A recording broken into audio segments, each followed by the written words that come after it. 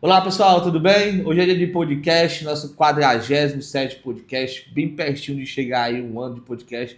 Vamos inventar aí uma situação muito interessante para os nossos ouvintes. Quando a gente fizer um ano de podcast, vai ter vários brindes, viu, Mirella? Vamos preparar aí a nossa querida agência de marketing, a Bi, vai nos dar as ideias incríveis para que a gente possa fazer um festival quase no podcast aí. Então, fique atento quando a gente fizer um ano de podcast. Pessoal, mas o podcast de hoje é um podcast muito polêmico, porque é um podcast sobre o Pix. O Pix, cartão de crédito, as contas bancárias, como a Receita Federal está olhando para você. E a gente quer desmistificar todo esse cenário que foi criado, toda essa situação de pânico existencial que está no momento. É igual aquela história da teoria da panela, né, e do sapo. Ao longo dos anos, esse monitoramento já foi sendo criado tão efetivamente que em algumas matérias sensacionalistas, como foi as últimas que saíram, essas últimas quase uma semana e pouquinho, que causaram um pânico aí no setor empresarial, causaram um pânico aí no setor dos profissionais liberais, dos meios, dos informais, que na grande maioria das verdades, tá bom, é até de uma certa forma terrorismo mesmo, mas tem sim essas verdades existencial. Pessoal, vamos começar aqui pela Receita Federal, mas eu queria abranger os outros órgãos, como eles fiscalizam e olham cada um dos cidadãos do país. A grande verdade é, para quem está no segmento de contabilidade, como eu há mais de 10 anos, comecei cedo, viu? Então, a gente sabe como é que acontece já esses monitoramentos. Primeiro exemplo aqui, pessoal, quando for ali no governo Temer para o governo Bolsonaro, houve a regulamentação e a criação do Pix, né? E esse todo mundo ficou pensando, rapaz, esse Pix aqui é para poder olhar melhor a gente, vão fiscalizar nossas operações melhores, não sei o que, nos acompanhar. Isso é um ponto. Mas o Pix ele não veio e não vai começar a partir de agora a ser uma taxa, certo? Uma taxação para a cobrança de imposto. Ele não é isso, pessoal, a partir de 2025. E antes que você tenha dúvida, essa nova forma de monitoramento, que teve uma nova forma de monitoramento, tá certo? Vai ser a partir de janeiro de 2025 para frente, não vai ter algo retroativo para trás, a não ser o que já tinha. Então, vou fazer aqui uma retrospectiva. Desde dezembro de 2015, nós tínhamos uma declaração chamada E-Financeira que os bancos mandavam para a Receita Federal. Quando você, contribuinte, tá certo? Você, pessoa física, pessoa jurídica, né? Pessoa física, quando atingia um montante global de R$ 2.000, ou seja, recebi 10 PIX de R$ 200. Então, 10 PIX de 200 dá R$ 2.000. E aí, o seu extrato bancário, o seu banco, mandava para a Receita Federal. Pessoa jurídica, R$ 6.000. Da mesma forma, um montante global, seja você sendo um MEI ou uma multinacional, dava R$ 2.000 de montante global, esse seu extrato ia para a Receita Federal. Só que o detalhe aqui, muito importante, são as movimentações globais. Na declaração da financeira, não deveria constatar e não deve constatar as informações de quem está enviando para você e de quem você está enviando. Só está falando de movimentação de saldos globais, tá certo? Então essa é a primeira observação. Ou seja, desde dezembro de 2015 já tinha essa história. Qual foi o pulo do gato mais recente da Receita Federal, dessa instrução normativa que foi liberada? Agora, essa instrução normativa é de setembro de 2024. E ela entrou em vigor agora em janeiro de 2025. Então, qual foi o pulo do gato? O pulo do gato foi que eles viram assim, olha, nós temos os bancos. Precisamos, a partir de agora, dos outros meios de pagamento do restante do sistema financeiro. E a partir daí eles pensaram, quem é o restante do sistema financeiro? Né? Eles colocaram na instrução normativa quais são essas pessoas jurídicas. E eles falaram, olha, quem é previdência privada, nós não temos. A partir de agora eu quero. Quem é seguradora, também queremos que envie essa informação. E todos os meios de pagamentos e recebimentos têm também que enviar essas informações para nós. Ou seja, pessoal, a grande sacada foi esses três últimos pontos, que foi o quê? Meios de pagamento, previdência privada e seguradoras, que não tinha. Tinha até algumas operações estruturadas na Previdência das seguradoras que eram feitas exatamente com montantes muito altos e não tinha uma justificativa tão plausível. E foi por isso que a Receita Federal obrigou essas informações. Mas o grande ponto da verdade é que também essa forma de fiscalizar não mudou as formas de arrecadação de imposto. Ou seja, a legislação tributária e os regimes tributários permanecem todos como estavam. E aí vem no ponto de vários podcasts que nós fazemos, batendo na tecla de fazer o quê? Olha, um planejamento tributário, pensar a origem, a compra, o cliente, toda a sistemática de tributação da sua empresa para que você tenha o menor custo tributário possível. Porque se existe um contador que fala que tributo é caro, sou eu. E todo tributo, em todo percentual, ele é absurdamente caro. Em qualquer operação empresarial, seja de um MEI a uma multinacional ou uma pessoa física. Aí vem a grande situação. Então, se eles estão monitorando essas 4 formas, que é a Receita Federal, e outras formas também, nós precisamos começar a pensar. Pensar como, Valdemir, como eu vou, né, estruturar minhas operações para que eu não tenha um problema. Porque se eu mando de uma conta para a outra, eles também sabem. E tem que ter justificativa, teoricamente, sobre essa limitação. Vou dar um exemplo que eu já dei redundantemente em outros podcasts sobre fiscalização. Lucro presumido é uma das formas tributárias mais fáceis para a Receita Federal fiscalizar. E ela costuma normalmente, quando você faz muita operação nessas empresas, seja ela do comércio, serviço, construção civil, imobiliária, tanto faz, ela diz o seguinte, olha, eu verifiquei ali, vou chamar essa empresa de Mirella, tá certo? Em homenagem aqui à nossa agência de marketing. Mirella, eu verifiquei que nessa empresa que você é sócia, você transacionou 3 milhões de reais. Certo? Vamos botar 4 milhões de reais. Você teve 4 milhões de reais de aposte.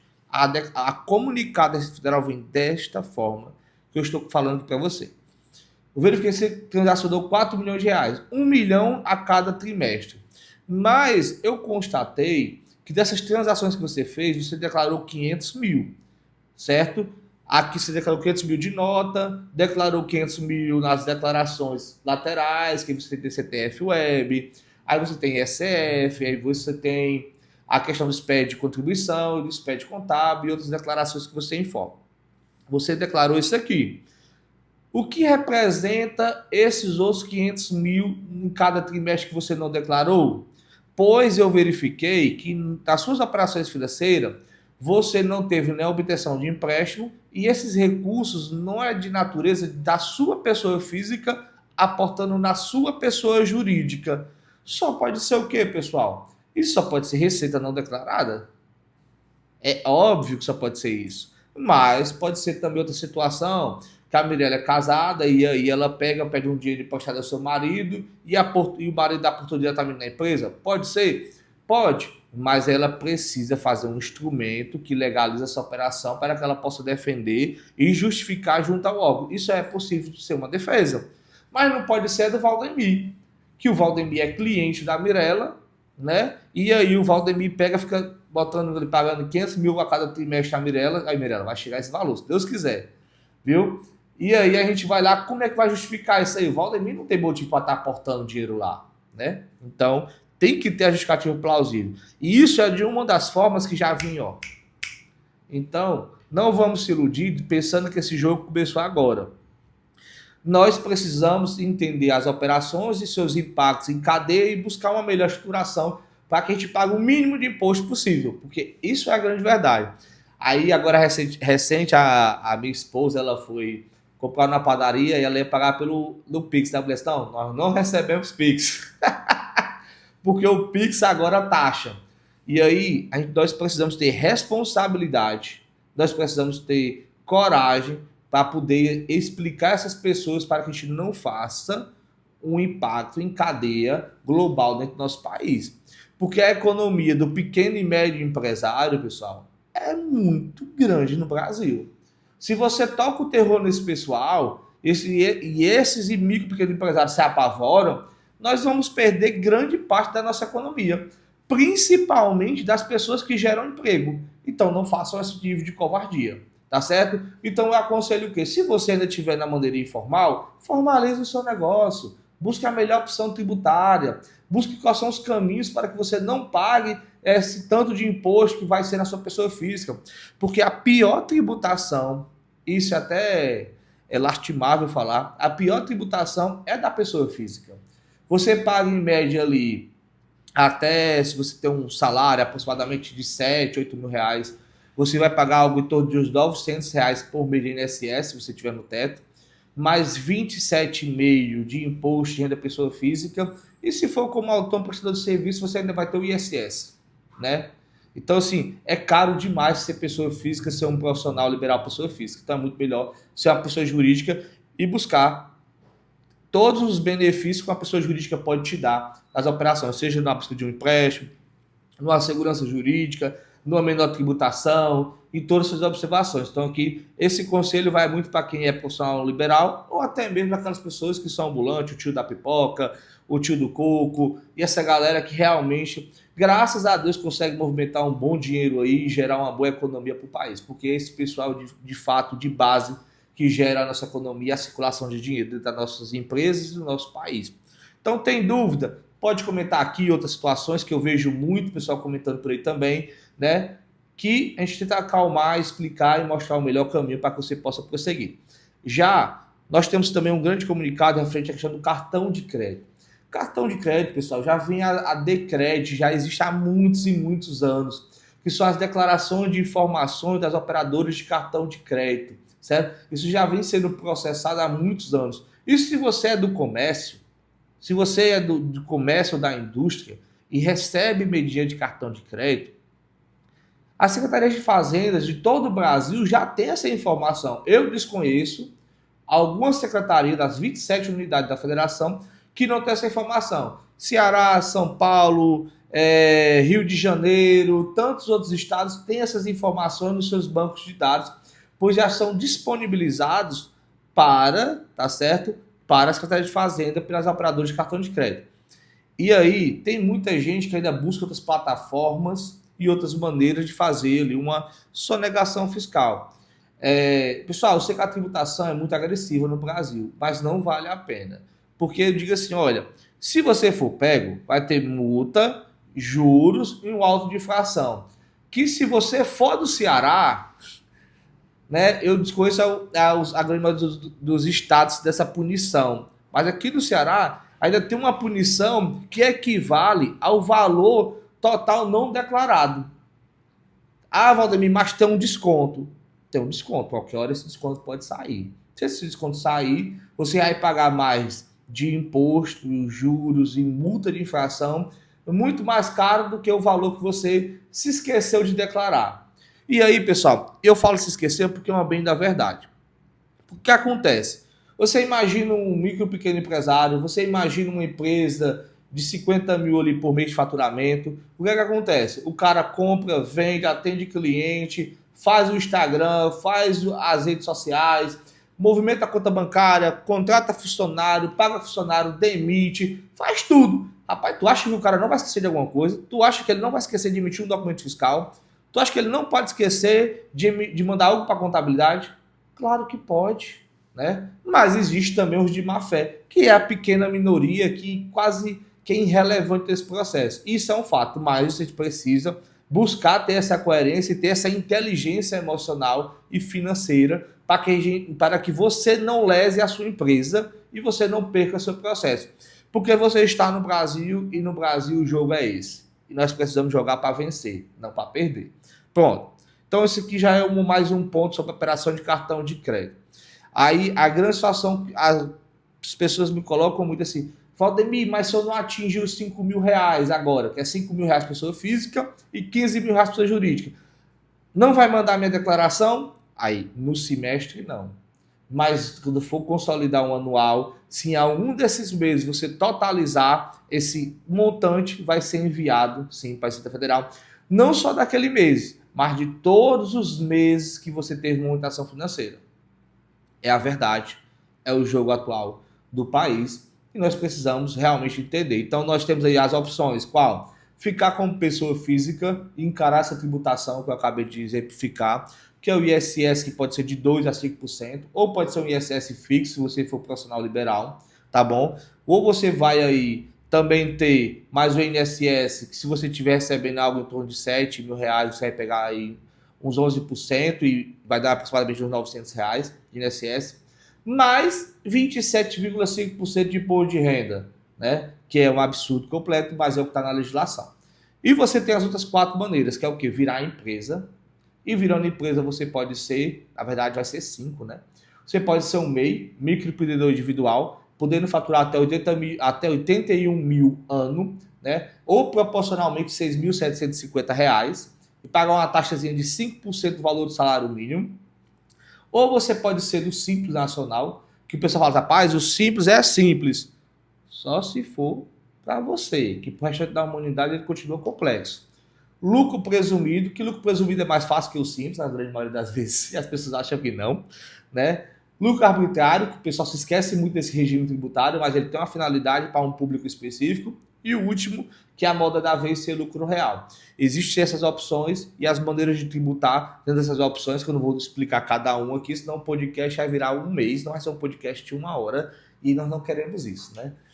Enfim, e nem eu tenho essa capacidade de exaurir todas essas questões, de todas as amplitudes tributárias dos serviços, do comércio, da indústria e das suas variáveis. Porque cada caso é um caso. E não leve o seu caso como fórmula de bolo. Porque pode ser que o seu bolo queime. E aí você não vai gostar do resultado final, do quanto você vai pagar de imposto nessa operação. Então, muito cuidado, muita atenção. E, pessoal, para quem é serviço? Para quem é serviço de fato, você tem que olhar ali qual esse regime vai se encontrar melhor. Se você for um profissional de natureza liberal, você é muito fiscalizado já. Então você precisa entender que você normalmente não é forma de bolo, você é melhor estar no lucro presumido pela carga tributária. E o grande diferencial é se você vai ter um ISS fixo ou um ISS ali aproximadamente no município que a alíquota é menor, porque a alíquota é estabelecida de acordo com cada município. Pessoal, então se nós sabemos que os bancos são monitorados, se nós sabemos que a previdência privada é monitorada, se nós sabemos que as operadoras de seguro são monitoradas e agora os meios de pagamento, nós precisamos estudar, fazer conta, viabilidade, matemática, de quanto é nosso faturamento, de quanto é nosso custo, nossa despesa, nosso lucro e quanto vamos pagar de imposto, até mesmo para fazer uma reprecificação. Porque 2025 está fácil. O jogo vai melhorar e ficar mais emocionante a partir de 2026, que vem a reforma tributária aí, que já está em vigor, mas a operação dela é 26, né? Então nós temos que ter essa ciência, essa clareza para tomar as melhores decisões. Outra dúvida muito recorrente sobre essas novas transações, né? Se um Pix cair na minha conta, Valdemir, a partir de agora, ele já vai ser tributado? Não. As declarações no país, elas são declarações nós somos autodeclarações que nós mesmos, né? Aí eu lhe oriento, busque um contador, faz essa declaração para dizer como é a carga tributária da sua empresa. Então, o Pix, ele não vai te taxar. O cartão de crédito, ele não vai criar um imposto para ti, e nem os bancos, e nem os outros meios de pagamento. Os impostos já é o que o governo te cobra, tá certo? O seu maior sócio da sua vida, porque já dizia um grande filósofo aí, que eu não estou recordando o nome agora, mas a vida existe 2 certezas. Uma, você vai pagar imposto. 2, você vai morrer. Infelizmente, porque o seu sócio está aí. Então não tem para onde correr.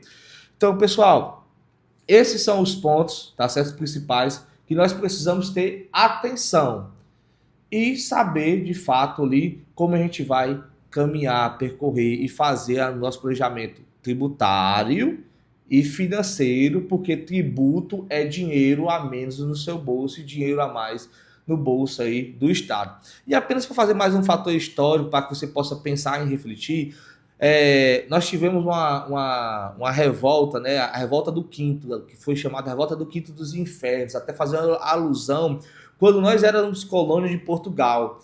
De tudo que nós pagávamos uma cadeia tributária de em torno de 20% de impostos. Hoje nós pagamos uma cadeia tributária de, em média, 37%. E dependendo de alguns setores, ultrapassa 50%. Isso é uma anomalia na forma de arrecadação. E com a reforma tributária ainda vai vir mais forte essa forma de arrecadar.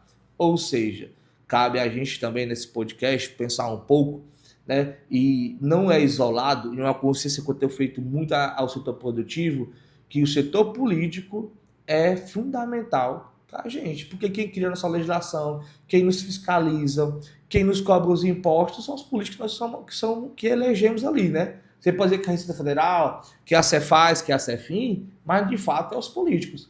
Aí só mais uma informação que é extremamente aqui importante, os Big Datas que a Receita Federal tem são monstruosos, pessoal. As capacidades de cruzar informação são gigantescas. Agora, vamos para essa efetividade. Você já foi notificado, desde dezembro de 2015 para cá, sobre a financeira? É um ponto que tem que se perguntar. Se você não foi, por que você não foi? Você está fazendo tudo correto, provavelmente. Tá certo? Então, não precisa ter esse pavor todo dessa nova, né, instrução normativa e dessa nova forma do fisco olhar suas contas. O que eu até acho engraçado, que muita gente defendeu, que não quebra a emenda constitucional do sigilo bancário. Claro que quebra. Se sabe quanto você tem na conta, quebra.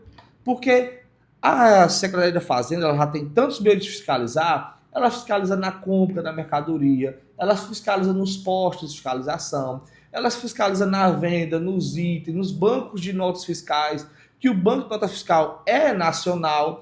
Tem uma emenda constitucional que eu acho que ela é a 42 de 2003 ou de 2007. Essa emenda constitucional, ela já traz, olha quanto tempo, quase 20 anos aí, ela já traz aí o compartilhamento de informações entre os órgãos. Ou seja, o que a Secretaria de Finanças do município sabe, pode passar para a Receita. A Receita pode passar para a Cefaz. A Cefaz pode passar para a Cefim. Então, já pode compartilhar também essa informação. São coisas antigas buscando maneiras novas de olhar e monitorar você. E essa é a grande situação que a gente precisa ter cuidado. De não estar passando uma informação para que possa cair em malha, sendo que essa informação não retrata nenhuma maneira de sonegação e você pode ter esse prejuízo aí econômico que até que você justifique. Tem um amigo que ele fala no ditado assim, ele é advogado, ele fala assim, olha, até que você prove que jacaré não é lagartixa e lagartixa não é jacaré, meu amigo, vai dar trabalho. Isso vai custar dinheiro. Então, o pior problema é quando você cria ele já e uma coisa errada ela nunca vai virar certa. Você vai poder amenizar esse processo. Então, vou buscar maneiras de ter os compliance, de saber as regras, de buscar as assessorias. Existem tão excepcionais profissionais na área que podem te orientar. Tá certo? Se você tem dúvida, tem uns podcasts como esse, você pode entrar em contato com a gente. Podemos trazer mais informação a depender do seu caso, pois existem muitas variáveis nesse processo. E cada variável dessa muda totalmente a regra do jogo. Vou dar mais uma observação. Existe tributo que é isento, existe tributo que a alíquota é zero, existe tributo que a alíquota é substituição tributária. Então, tudo isso diminui a cadeia tributária. E você precisa ter esses conhecimentos para regularizar suas operações e ter mais tranquilidade. Esses são os principais pontos. Aí cabe aqui agora você ter os seus, colocar aqui abaixo, comentar e a gente poder também fazer outros vídeos para buscar esclarecer, não só disso, também de outras áreas também, mas esse é o assunto do momento e ele é muito importante. Queria agradecer aos nossos patrocinadores, né? A Wise Cowork, que está dando aí nesse exato momento o primeiro mês gratuito como um brinde para você. Você pode agora entrar em contato com a Wise e falar assim, lá no podcast da Contropax, foi noticiado lá que você está dando o primeiro mês gratuito, você pode correr, fazer sua assinatura, dar um cowork lá. A outra questão também é a Lockcert Certificado Digital, está dando 30% de desconto no seu primeiro certificado digital que é feito com ela, tá certo? A Contropax Contabilidade, se você tem dúvida de como está a sua carga tributária, a revisão, a análise desses produtos, está dando de forma gratuita para que você tenha uma economia tributária e uma melhor segurança jurídica, tá bom? Nós também temos a X-Tech, que é a nossa empresa de tecnologia de ponto. Essa não é promoção de nada. Vamos conversar com o dono da empresa para trazer uma promoção para você aqui também, do nosso podcast e a A2P Partners. Pessoal, muito obrigado por estar presente com a gente, por esse podcast de hoje. Um forte abraço e até o próximo.